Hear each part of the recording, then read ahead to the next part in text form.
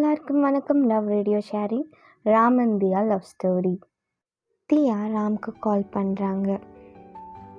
Attend பண்ணி ராம் கேட்குறாங்க, ஏன் தியா நீ இவ்வளோ நாளாக ஸ்கூலுக்கு வரலன்னு. அதுக்கு தியா சொல்கிறாங்க, நான் டிசி வாங்கிட்டேன் ராம் அப்படின்னு. ஏன் தியா சடனாக இப்படி டிசி வாங்கிட்டு போகிற அப்படின்னு நம்ம ராம் கேட்குறாங்க.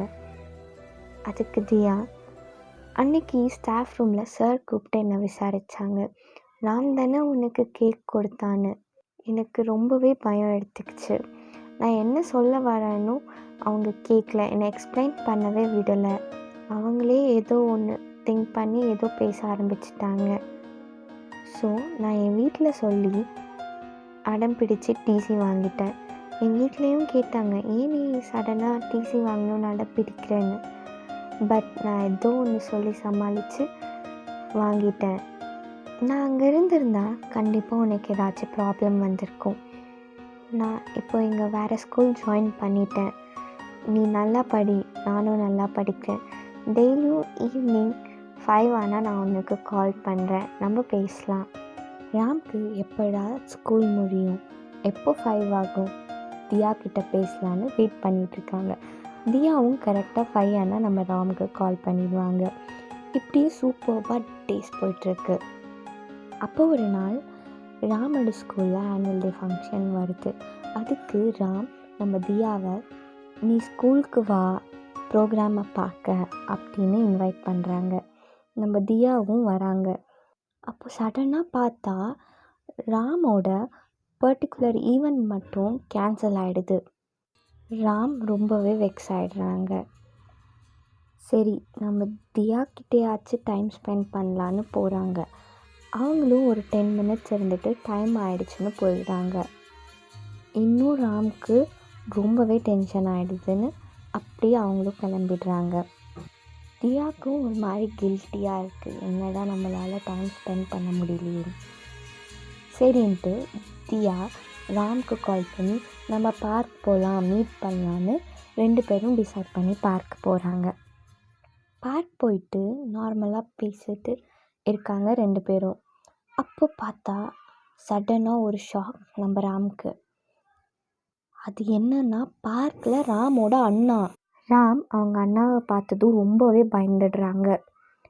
அவங்க அண்ணா ராம்கிட்ட கேட்குறாங்க, நீ என்னடா பண்ணுற இங்கே அப்படின்னு. சரி, ஏதாச்சும் சமாளிப்போம் அப்படின்னு ராம் போகிறாங்க. நம்ம தியா சும்மா இருப்பாங்களா, ஹே ராம் அப்படின்னு கத்திடுறாங்க. போச்சு, அவங்க அண்ணா ராமன் தியா ஒன்றா இருக்கிறத பார்த்துடுறாங்க. அவங்க அண்ணா எதுவுமே சொல்லலை ராம் கிட்ட வந்து.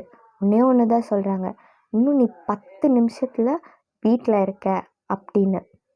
இதெல்லாம் பார்த்ததும் தியா சிரிக்கிறாங்க.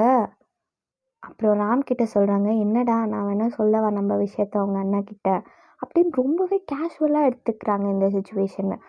பட் ராம்க்கு தான் உள்ளுக்குள்ளே அவ்வளோ ஒரு பயம், அம்மா என்ன சொல்லுவாங்களோ ஏது சொல்லுவாங்களோன்னு. சரி நீ போகிறா அப்படின்னு தியா சொல்லிவிட்டு தியாவும் அவங்க வீட்டுக்கு போயிடுறாங்க. ராமும் வீட்டுக்கு வந்துடுறாங்க. வீட்டுக்கு வந்ததும் ராமோட அம்மா ரொம்பவே கத்துறாங்க, பிடிச்சி திட்டுறாங்க. ராம் கொஞ்சம் பயந்த சுபாவம் கொண்ட ஒரு பர்சன். அதுக்கப்புறம் தியா ஈவினிங் கால் பண்ணுறாங்க. ஆனால் ராம் வந்து அந்த காலை கட் பண்ணிடுறாங்க. தியா ராம்க்கு கால் பண்ணிகிட்டே இருக்காங்க. பட் ராம் அதை பிக் பண்ணவே இல்லை. இப்படி போயிட்டுருக்கப்போ சயின்ஸ் எக்ஸிபிஷன் வருது. எல்லா ஸ்கூலும் அதில் பார்ட்டிசிபேட் பண்ணலாம். அப்படி இருக்கப்போ தியாவோட ஸ்கூலும் ராமோட ஸ்கூலும் பார்ட்டிசிபேட் பண்ணுது. அங்கே தியாவும் வராங்க. அந்த பர்டிகுலர் எக்ஸிபிஷனில் ராம் ஸ்பீச் கொடுக்குறாங்க. தியா ரொம்பவே ஹாப்பி ராம் கொடுத்த ஸ்பீச்சில். ஸ்பீச் கொடுத்து முடிச்சுட்டு வரப்போ தியாவோட கிளாஸ்மேட் ஒரு பொண்ணு ராமை கூப்பிட்டு, தியா சரியில்லை, அவள் நிறைய பசங்க கூட பேசுகிறா, அவள் கேரக்டர் சரியில்லை அப்படின்னு சொல்கிறாங்க. இதை தியாவோட க்ளோஸ் ஃப்ரெண்ட் கேட்டுடுறாங்க.